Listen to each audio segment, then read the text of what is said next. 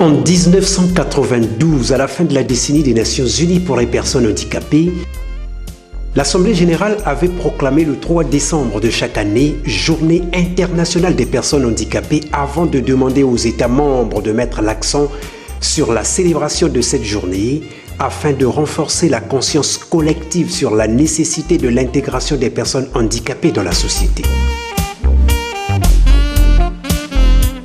Les personnes handicapées constituent un immense défi qui est souvent ignoré en matière de développement. Or, le fait d'assurer à ces personnes l'égalité des droits et d'accès aux services sociaux de base peut avoir un énorme impact sur la situation sociale et économique des pays dans le monde. La Convention relative aux droits des personnes handicapées, adoptée le 13 décembre 2006 par l'Assemblée générale des Nations unies et qui est entrée en vigueur le 3 mai 2008, marque ainsi le début d'une nouvelle ère pour la protection des droits des personnes handicapées vivant à travers le monde. Selon le secrétaire général des Nations unies, cette convention est un puissant outil qui permet d'éradiquer les obstacles auxquels font face les personnes handicapées. La Convention relative aux droits des personnes handicapées ne crée pas de nouveaux droits, mais veut s'assurer que les personnes handicapées pourront pleinement jouir des leurs. De ce point de vue, les personnes vivant avec un handicap sont des sujets de droit et non des objets de charité. Environ 10% de la population, soit 650 millions de personnes, vivent avec un handicap. D'après l'Organisation mondiale de la santé, ce chiffre est en augmentation suite à la croissance de la population et au processus de vieillissement. L'existence de la Convention relative aux droits des personnes handicapées est le signe d'une évolution positive de nos sociétés vis-à-vis des personnes handicapées. Elle va faire prendre conscience aux non-handicapés de la nécessité de comprendre les droits des personnes vivant avec un handicap et suivre le chemin qui mène à la justice et à la dignité. C'est la perspective d'une société sans discrimination dans l'éducation, l'emploi et autres domaines de la vie. Mobilisons-nous pour le changement des attitudes des uns et des autres à l'égard des personnes handicapées. Vive la 16e journée internationale des personnes handicapées et je vous remercie. Société sans discrimination dans l'éducation, dans l'emploi comme dans tous les autres domaines, attitude débarrassée de tout complexe, c'est ce sur quoi a plaidé la ministre de la Santé, des Affaires sociales et de la Famille à l'occasion de cette journée célébrée au Congo à Kinkala dans le département du Poul. Certains handicapés l'ont compris et sont allés jusqu'au-delà de leur handicap. Le cas de Rostan Sita, aveugle depuis l'âge de 8 ans, mais qui est allé à l'école jusqu'à obtenir une maîtrise en documentation, il reste pour le Congo le meilleur exemple à suivre, le témoignage vivant de tous ceux qui vivent avec un handicap. Permettez, mesdames et messieurs, de vous rendre ce témoignage qui servira non seulement à la personne handicapée elle-même, mais surtout aux parents d'enfants vivant avec handicap. Après l'obtention de mon diplôme de baccalauréat, Madame Émilienne Raoul, ministre de la Santé, des Affaires sociales et de la Famille, a pris la lourde responsabilité d'assurer la prise en charge de ma formation académique pour une intégration de la personne handicapée visuelle à l'université Marien Ngouabi. De cette initiative, plusieurs succès ont été constatées. L'obtention de ma licence en 2005, suivie de mon diplôme de maîtrise en 2008 en sciences et techniques de la communication.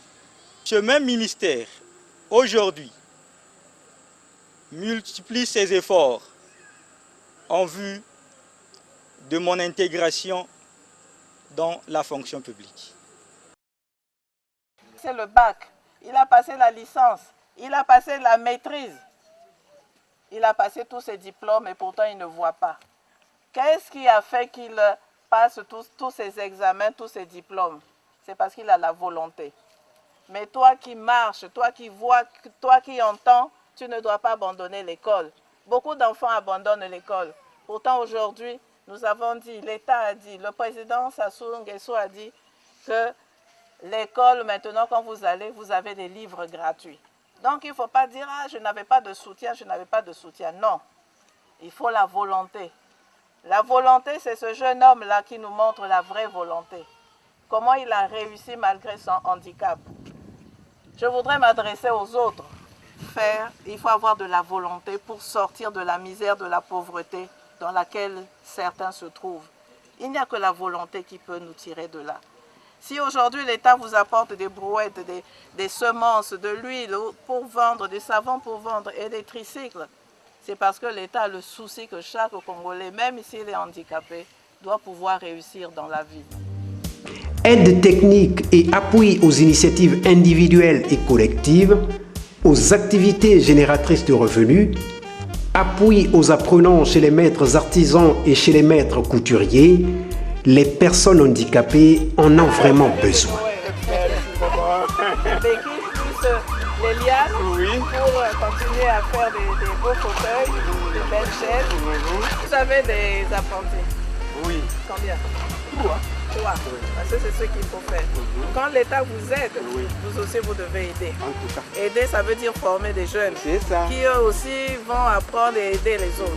Comme ça, à Kinkala, si chacun a son petit boulot, il n'ira pas prendre ce que vous savez pour embêter les autres. Oui, ça c'est vrai. Voilà, bonne chance.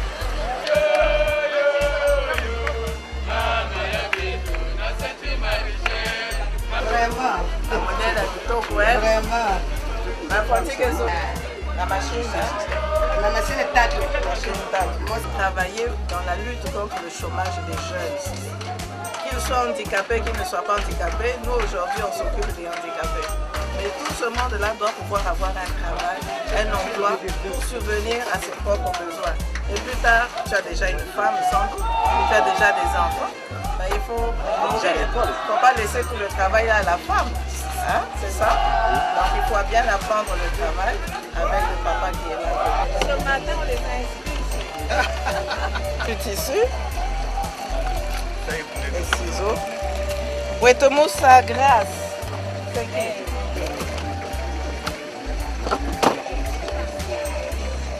Oui. Donc elles vont bien apprendre là. Bien. Mais l'enveloppe. Nous payons la formation auprès du maître. Nous donnons une avance de 40 000 pour chaque. Hein, soit au total 80 000. Voilà, ça fait 80 000. Non, oui, ça fait 40 000. Ça fait 80 000, 40.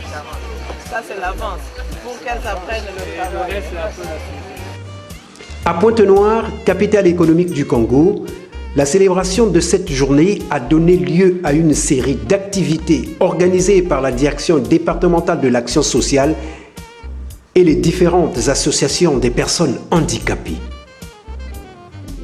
À l'occasion de la Journée internationale des personnes handicapées, l'association Handicap Secours Congo a, grâce à l'appui de la direction des personnes handicapées, réalisé une rampe permettant aux personnes handicapées d'accéder à l'hôtel de la préfecture. Monsieur le directeur, nous vous remettons officiellement cette rampe. Alors, monsieur Makoso. Merci aux responsables des personnes handicapées. Aujourd'hui, c'est la journée internationale des personnes handicapées. Je vous remercie beaucoup pour ça. Parce que l'association Handicap Secours Congo a permis qu'aujourd'hui, par cette réalisation, la réalisation du rampe dont vous voyez ici présent, nous, personnes handicapées, ici, par rapport à ce qu'on a fait aux personnes handicapées moteurs, il me semble qu'il faut fournir ces efforts-là aussi pour des personnes handicapées auditives. Parce que le sourd est très difficile. Comment faire s'il s'agit dans des parties publiques? Ça demande qu'il faut qu'il y ait un interprète pour leur permettre d'avoir l'accessibilité aussi partout qu'il faut. Il faut communiquer avec les entendants. Voilà un grand problème pour eux. Ça pose c'est une grande barrière pour eux.